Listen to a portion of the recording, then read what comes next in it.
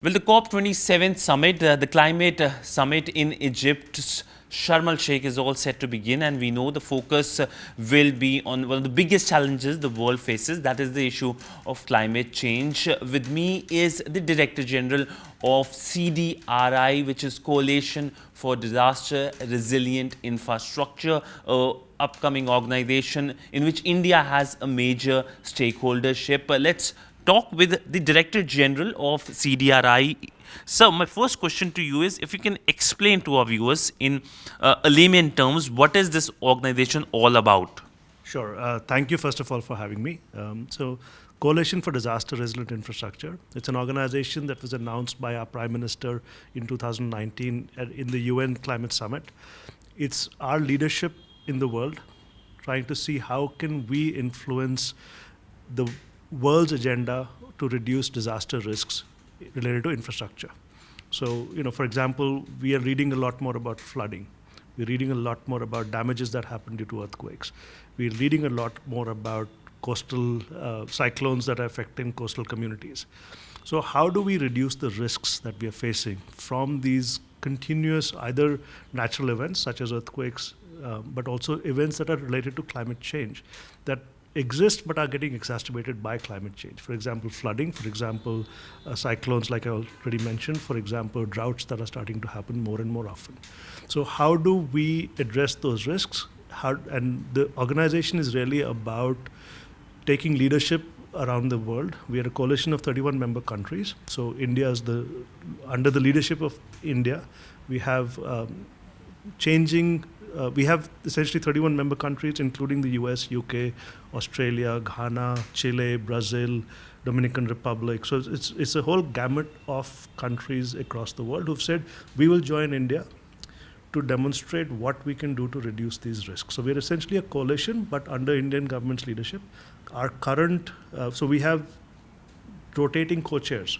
The UK was the co-chair with us for the past 2 years, and now it's the US government that's part of our leadership group. Mm-hmm. So you will be going to COP27 naturally. CDRI is an organization which is present in these global events and especially climate change events. So what will be the focus of CDRI? What proposals perhaps you're going to keep in front of the world community, international community, on how this organization can help fight when it comes to the impacts of climate change? Sure. Thank you very much for that question. So the Climate Change Summit next week, that starts next week, the focus a lot is on adaptation, solutions, and financing. So it's the first summit in the global south for a long time. It's in Egypt. It's in the African continent. The agenda really is focusing on how do we show, demonstrate, share examples of solutions that are working to address the risks from climate change. How do we also increase financing that is going towards climate change solutions? So for CDRI, it's a really opportune moment to actually talk this is a global advocacy platform. So first of all, it gives us a platform to share what is CDRI, why are we important in this whole discussion. So the advocacy is going to be a big agenda for us. A second agenda for us is sharing on the finance topic, for example. We are actually going to be launching a trust fund. So we are basically launching a trust fund that is going to focus on resilient infrastructure solutions. We've got commitments from the Indian government, UK government, Australian government, and EU to support this trust fund. And this is going to be a big announcement from CDRI, right? This is probably going to be on the 9th, so we'll share more information with you subsequently. Another big agenda for us is the Indian Prime Minister, along with 5 other Prime Ministers at last year's COP, announced an Infrastructure for Resilient Island States program. So we said to the global world, 6 Prime Ministers got up and said that we will help find solutions to problems that small island development states are facing across the world. Mm-hmm. So we've had a year now to do consultations across different island states. So we've reached out to Caribbean island states, Pacific island states, Indian Ocean island states to understand what might be their challenges. So at this COP, we'll be announcing assistance through a technical assistance facility, capacity building assistance facility, and knowledge creation facility to essentially invite small island development states to apply for these kinds of supports through CDRI and our partners. So we are basically going to launch that at this year's COP and we'll start to roll out that program in the next few months. So it's the program, the same program, IRIS. I mean, so what's the full form, if you can tell us? And also, I mean, how many island countries in the Caribbean and the Pacific we're going to reach out? So the program, it's called the Infrastructure for Resilient Island States, so IRIS, yeah, for short. And we are basically saying that any island country, which is, I believe, more than 50 at this point, are going to be eligible for applying to this facility. So we're not saying that it's restricted to a few islands. It's actually whether or not you're a member, any of the islands that are suffering or that are facing increasing risks from climate change are eligible to apply for this facility. And that's amounting to about 50 plus. And the focus would be, we would support early warning systems.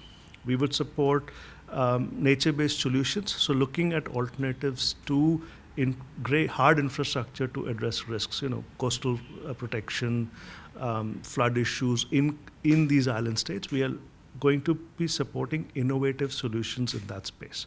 We are also looking at risk-informed decision making. So, using data for better decisions. And we're going to be helping to mainstream resilience. So when you're building roads, when you're building airports, etc., how do you make sure that those are secure from future risks in these island states? So these are some of the topics we're going to be supporting through, again, supporting technical assistance in that space. So this organization was launched in 2019. So if you can just perhaps point out the key infrastructure projects or key ideas it has taken a lead on-ground implementation. While I know that because of the COVID pandemic, a lot of things could not happen globally because everything went virtual. But still, what has this organization done so far on the ground in its very short time frame? Sure. Thank you for highlighting. We are only 2 years old, so we actually have a really, really big, ambitious agenda, but we are starting slow and small because of COVID as well. One thing that I'll talk about a little bit today is we're looking at the resilience of power infrastructure in Odisha. So we're looking at the assets, whether they're your distribution assets, transmission assets. When you get power in a city, it's coming from somewhere, and that coming from somewhere is all of this, the poles, the lines where it's being generated, etc. We're looking at all of those, what we call assets, to understand what are the risks that they're facing from increasing cyclone. We're seeing more and more cyclones present in the Indian Ocean. We've seen Odisha has already gone through several cyclones. Over time, in the coming decades, because of climate change, we are going to see changing patterns of these cyclones, whether there's going to be increases in the wind speeds, etc. So we're trying to see, based on an understanding of increasing climate risks, whether these assets will continue to function the way they're supposed to function in the future or not. And if they're not going to function, if you're finding there are certain risks to it, we're trying to come up with solutions on how to address those risks. So this is what we call critical infrastructure.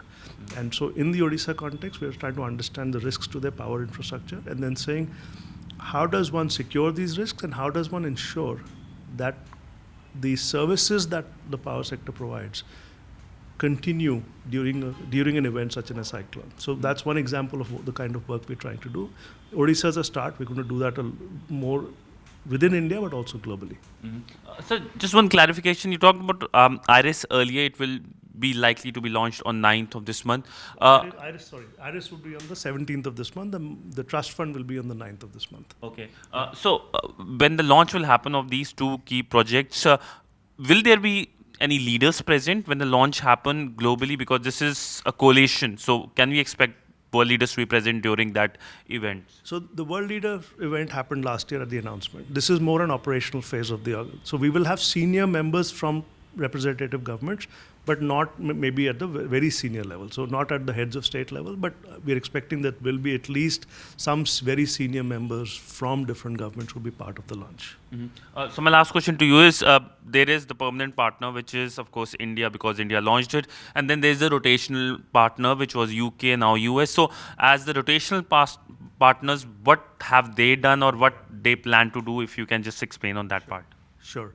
So UK has been, they were the first partner to us, and they have been really instrumental in helping us set up as an organization.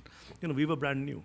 The Prime Minister made an announcement in 2019 2020 COVID hit, and we were starting to set up this organization. UK government has been really, really, really instrumental in helping us build the organization. UK government has also been instrumental in helping us conceptualize IRIS. So they've been very close partners on saying how does India's leadership, how does the coalition support small island development states? They've been very much part of that agenda right from the beginning. They've also tried to help us test certain support in terms of building curriculum. So one of the gaps that we are finding is that the next generation may not understand how do you look at resilience in designing infrastructure. So we're trying to see how do we influence that through curriculum. So we actually tested out, piloted between Indian universities and UK universities, newer curriculum to address risks in the future.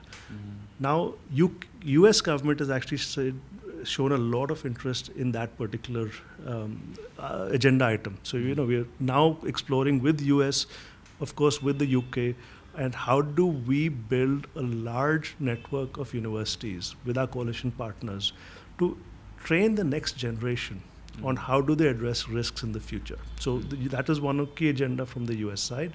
US is also keen to help us see how we can bring in private sector participation, because end of the day, a lot of infrastructure is built by the private sector. So how do we bring in the private sector into this coalition? We have some members, but how does one actually take this information out to the private sector so that when they're making decisions on their infrastructure, they're making that from a much more risk-informed perspective.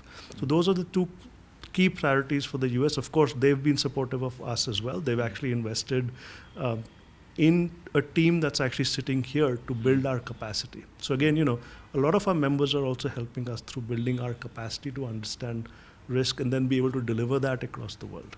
So these are some of the ways that the governments are helping us.